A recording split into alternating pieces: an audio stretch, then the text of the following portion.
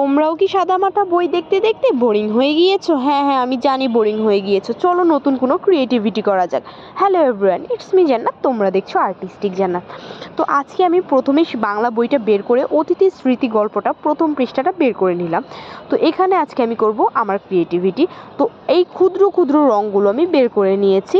এগুলো এতটাই ছোট যে এগুলো যে আমি কি দিয়ে কি করেছি আমি নিজেও জানি না। প্রথমে আমি গাছটা কালার করেছি, সম্পূর্ণটা ভিডিওতে দেখাই, যেহেতু অনেক ক্ষুদ্র ক্ষুদ্র আমি ক্যামেরার বাইরেই সব কিছু করেছি।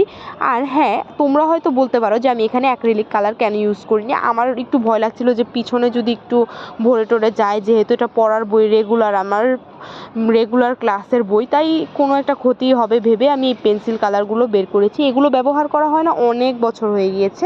তো দেখো তো তোমরা এটা কেমন লাগছে। আমার কাছে কিন্তু মোটামুটি ভালোই লাগছিল। এখানে জল রং ব্যবহার করলে হয়তো কালার মিক্সিংটা আরও বেটার হতো, তবে ওইটা না ব্যবহার করাটাই ভালো মনে হয়। তো নেক্সটে আমার পরবর্তী পৃষ্ঠাটা আমি কালার করব। তোমরা যদি দেখতে চাও তাহলে অবশ্যই আমার চ্যানেলটাকে সাবস্ক্রাইব করে রাখবা, টিকটক আইডিটাকে ফলো দিয়ে রাখবা।